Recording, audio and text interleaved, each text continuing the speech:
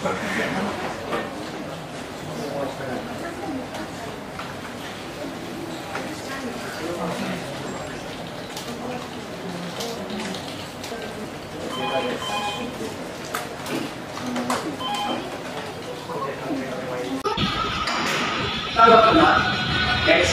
muna na kasi yun. Okay po sir, no problem po. Okay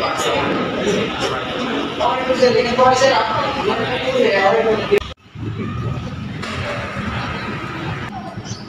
Good morning sir. Ay, Nag-copy na po ba kayo? Tara po, mag-copy po tayo sa baba. oo, makatapos ng pula. Okay po.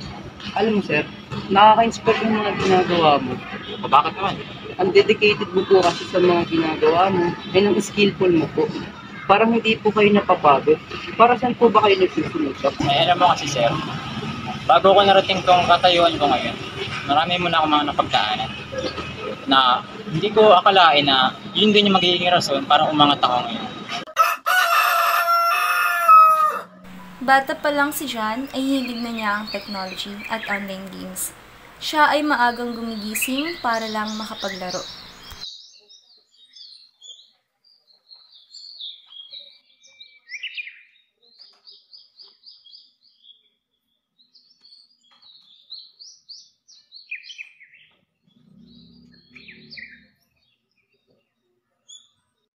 At nang siya ay makapag-aral mula elementarya hanggang kolehiyo, ay madalas na siyang kilalanin bilang achiever sa kanilang paaralan.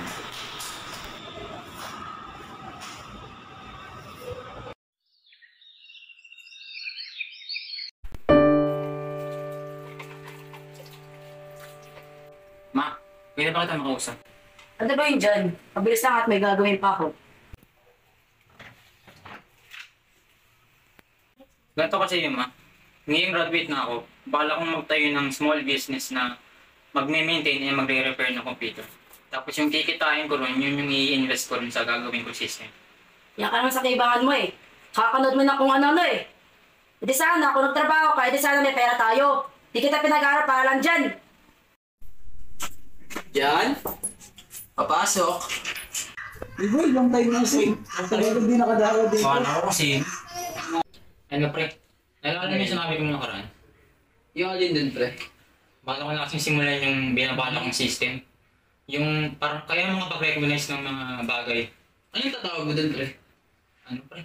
Basta yung Vision Tech. Uy, ayos yun, pre. Yung ano, di ba? Naalala ko rin yun eh. Yun yung sinabi mo nung high school tayo eh. Oo pre. Na gusto mong i-invent sa pagkapag-graduate na natin. Ayos yun, boy. Maganda yun. Ano kasi yun?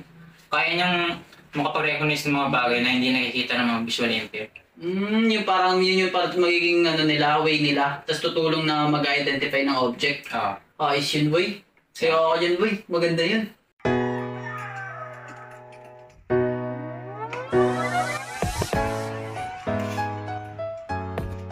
Yun. Ay, salamat. Tapos din. Bukas na bukas, naghahanap ako ng investors. Telephone, mobile phone, electronic device. Ayun! Excited na ako para bukas. Tapos ma-accomplish ni John ang kanyang invensyon, kaagad din siyang naghanap ng investor, subalit sa kasamang palad, walang may interes sa kanyang gawa. This system is called Vision Tech. Ang system na ito ay kaya mag-recognize ng isang object. Ito ay use ko. Camera. Ito ay makakatulong sa mga taong pinagpasahan sa kanilang mga mata. Mr. Cortez, your idea is kind of interesting and unique na talaga siya. But our company is not willing to accept that your system kasi hindi kami willing mag-take ng risk lalo na yung system mo is hindi siya for all na for ano lang siya before you intervene. I'm sorry for your effort but hindi namin kayang tanggapin yun.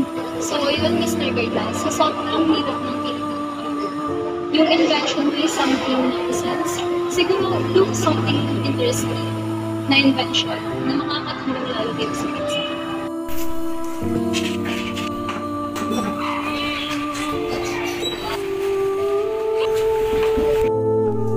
Oh, at saka na pala.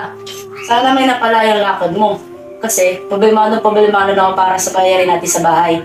Baka nakakalimutan mo, yung ilaw at tubig natin di pa nababayaran. Ayun nga ako eh. Walang willing mag-invest sa system na ginagawa ko. Nangoblema rin ako. Diyos ko dyan, hirap na ako. Di ka ba matulog sa mga pinagagawa mo, ha? Masyado ka kasing pilingero. Akala mo siguro may magkaka-interest sa pinagagawa mo. Wala ka talagang silbi. Ma, ginawa ko naman lahat ng makakaya ko, ma. Gusto ko lang naman yung tiwala mo. Simula nang namaga si Papa, ganyan ka na.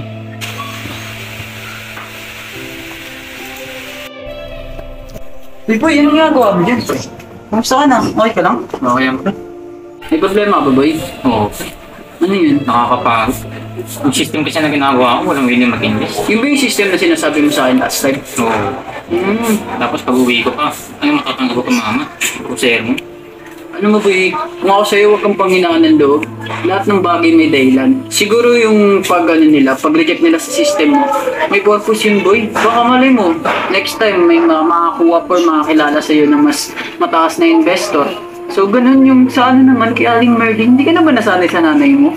Di ba ganun naman talaga yun? Lagi nga yung galit sa'yo eh. Yeah. Pero boy, bilib ako sa'yo, boy. Naniniwala ako na balang araw makakita ka rin ng investor.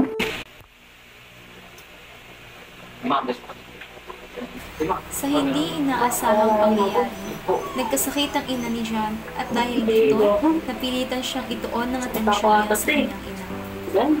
Wala na nga tayong pera, magkakasakit pa ako. Ma, parang napapalala sa ata yung pagsalat ng mata mo. Ito, may pera ako dito galing sa service ko kanina. Papacheck up ka. Baka lumala ka yun.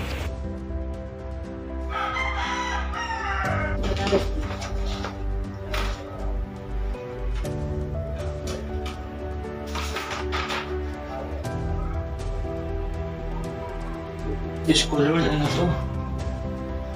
Malaman. Nak, ba't tulala ka? Ay ka lang ba? Ma, ano to ma? Loko ma. Nakating lang sa nabi sa akin. Ay Jen, alam mo na pala. Ayoko lang naman mag-alala ka eh. Alam lang ako na lang pamilya ko dito. Kung nanunura si Papa. Nak, pasensya mo na ako sa nagawa kong kasalanan ha. Nagawa ko lang naman yun. Kasi sobrang pagod na ako sa mga paros na ginagawa sa buhay natin. Kung nandito lang sana ang tatay mo. Sa paglaon ng panahon, unti-unti nang lumabo ang paningin ng kanyang ina. At sa unang pagkakataon, huling nakita ni John ang kanyang invensyon at pinagamit niya ito sa kanyang ina. Ma, naalala mo po ba yung invention ko siya? Ah, yung bang system para sa visually impaired? Oo. So, di bali yung ginagawa ko na yung system mo, kaya niya mag-recognize ng mga bagay. Tapos, kapag na-recognize niya, magsasabi na lang siya ng voicemail. Tapos, kunyari, itong bilo-bilo, sasabihin niya na food. Ay, alam mo na mabili ng gamot kay Jan. Paano to? Ay, ito. Electronic device. Telephone. Ayun, nakita ko din. Malaki tulong talaga ng invensyon ng anak ko. Nak, kalimutan mapabili ng gamot. Buti alam, hindi dito yung vision tech na ginagawa mo para sa akin. Okay lang po ba? Gusto ko kasi ipagod yung story natin. Ay, oo na, pwede yun. Para malaman din ng iba kung gaano kahalaga para sa aming mga visually impaired. Yung invensyon na nagawa mo para sa amin. Dahil sa pagsusumikap ni John, may isang oportunidad na bigla niyang natanggap at ito rin ang nagpabago sa kanyang buhay. Yes, I am free on Sunday at around 12 p.m. Yes, thank you. Mr. Cortez, good evening. Thank you for your presence today. Here's the contract that we promised to you. I can't believe this. Well, it's your opportunity. Do you like it or not? Of course, sir. Like, thank you, Mr. Vivago. Welcome. Well, you deserve it. Sa mga pagsubok na nararanasan ko, may isang bagay ako natutunan. Sa buhay, kapag hindi ka sumuko, matutupad mo ang mga pangarap mo. Hindi hadlang kung walang naniniwala sa iyo. Hanggat alam mo ang ginagawa mo, tumuloy ka lang sa daan na tinatahak mo.